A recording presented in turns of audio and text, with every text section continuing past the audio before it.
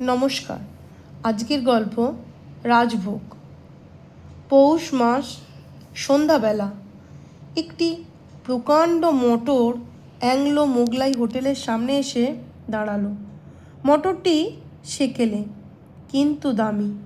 চালকের পাশ থেকে একজন চোপদার জাতীয় লোক নেমে পড়ল। লোকটি তার প্রকাণ্ড গোঁফে তা দিতে দিতে সগর্বে হোটেলে ঢুকে ম্যানেজারকে বললে, পাতিপুকুরা রাজবাহাদুর আয়া হ্যাঁ। ম্যানেজার রায়চরণ চক্রবর্তী শশব্যস্তে বেরিয়ে এলো এবং মোটরের দরজার সামনে হাত জোড়া করে নতশিরে বলল, মহারাজ, আজ কার মুখ দেখে উঠেছি? দয়া করে নেমে এই গরিবের কুটিরে পায়ের ধুলো দিতে আজ্ঞা হোক। পাতিপুকুরের রাজবাহাদুর ধীরে ধীরে মোটর থেকে নামলেন। তার বয়স 70 পেরিয়েছে। দেহ আর গোপজোড়াটি খুবই শীর্ণ। মাথায় যেটুকু চুল বাকি আছে তাই দিয়ে টাক ঢেকে সিঁথি কাটবার চেষ্টা করেছেন। পরনে জরি পাড় সূক্ষ্ম ধুতি আর রেশমি পাঞ্জাবি, তার উপর দামি শাল, পায়ে সুরাওলা লাল লপেটা। রায়চরণ বিনয়ে কুঁজো হয়ে সামনের দিকে জোর হাত নাড়তে নাড়তে পথ দেখিয়ে রাজবাহাদুরকে ভিতরে নিয়ে গেল এবং হেঁকে বলল, এই শিগগির রয়্যাল সেলুনের দরজা খুলে দে। মহামান্য অতিথিকে বসিয়ে ম্যানেজার রায়চরণ বললে, হুজুর আজ্ঞা করুন, কি এনে দেব?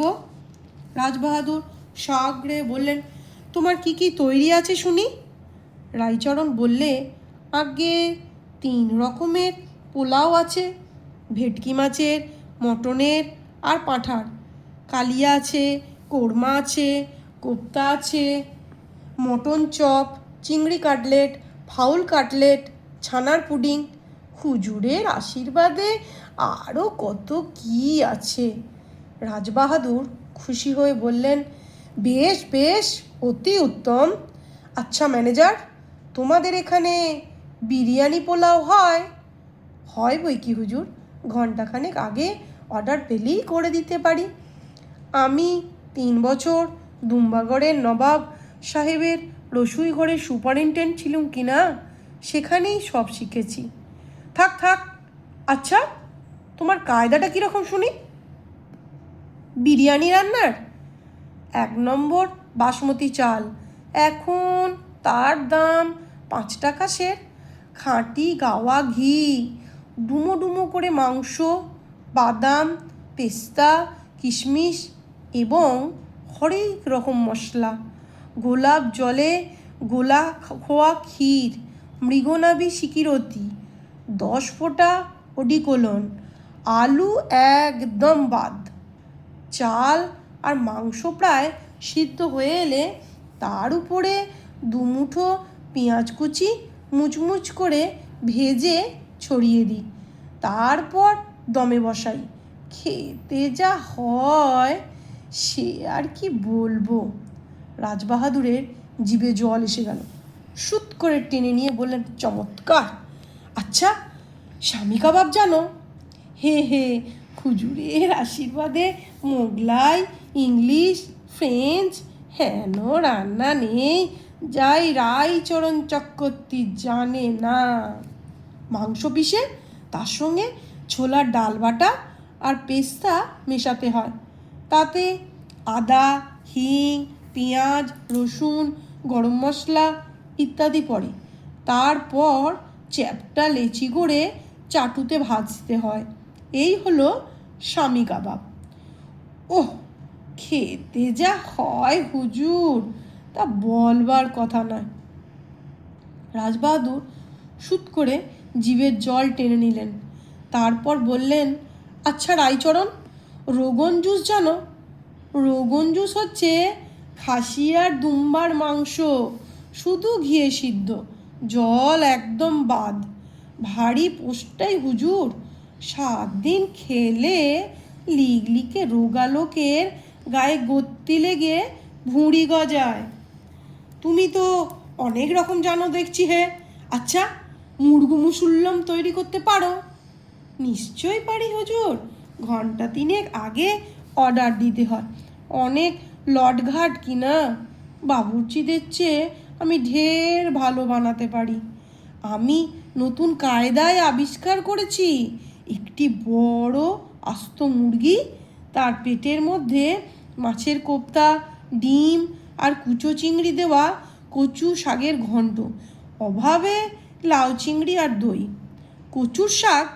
আরে রাম রাম, না হুজুর, মুরগির পেটে সমস্ত জিনিস ভরে দিয়ে সেলাই করে হাঁড়ি কাবাবের মধ্যে পাক করতে হয়। সুসিদ্ধ হয়ে গেলে মুরগি, কুচো চিংড়ি, কচুর শাক, দই আর সমস্ত মশলা মিশে এক হয়ে যায়। খেতে যা হয় সে আর কি বলবো হুজুর। রাজবাহাদুর এবারে আর সামলাতে পারলেন না, খানিকটা নাল টেবিলে পড়ে গেল। একটু লজ্জিত হয়ে রুমাল দিয়ে মুছে ফেলে বললেন, ওহে রাইচরণ, উত্তম সরভাজা খাওয়াতে পারো? হুজুরের আশীর্বাদে কি না খাওয়াতে পারি। সরভাজা রাজা হলো গোলাপি গাই দুধের সরভাজা। একটি ভালো গরুকে 7 দিন ধরে সে গোলাপ ফুল, গোলাপ জল আর মিজরি খাওয়াতে হবে। খড়, ভুসি, জল সব বারণ। তারপর সে যা দুধ দেবে তার রং হবে গোলাপি, তার খোসবায় ভুরভুর করবে। সেই দুধ ঘন করে তার স্বর নিতে হবে, আর সেই দুই থেকে তৈরি ঘি দিয়েই ভাজতে হবে। রসে ফেলবার দরকার নেই, আপনিই মিষ্টি হবে। গরু মিজরি খেয়েছে কি না? এইবারে হুজুর আজ্ঞা করুন, কি কি খাবার আনবো? আচ্ছা রাইচরণ, তোমার এখানে পাতিলেবু আছে? আছে বই কি, লেবু হলো পোলাও খাবারের অঙ্গ। সে হবে এখন। আচ্ছা রাইচরণ, বার্লি রাখো। রাখি হুজুর, ছানার পুডিংয়ে দিতে হয়, না হলে আট হয় না। এইবার তবে হুজুরের জন্য খাবার আনতে বলি। এক কাজ করো, 1 কাপ জলে 1 চামচ বার্লি সিদ্ধ করে লেবু আর একটু নুন দিয়ে নিয়ে এসো। রাইচরণ আকাশ থেকে পড়ে বলল, সে কি মহারাজ, ভেটকি মাছের pulao, mutton curry, fowl roast?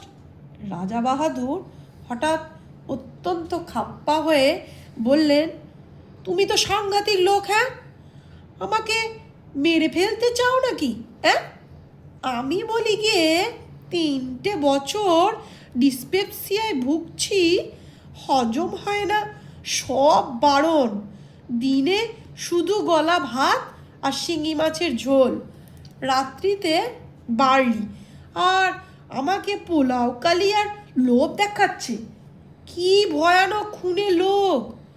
Raicharan মর্মাহত হয়ে চলে গেল এবং একটু পরে এক বাটি বার্লি এনে রাজবাহাদুরের সামনে ঠাক করে রেখে বলল, এই নিন, নমস্কার।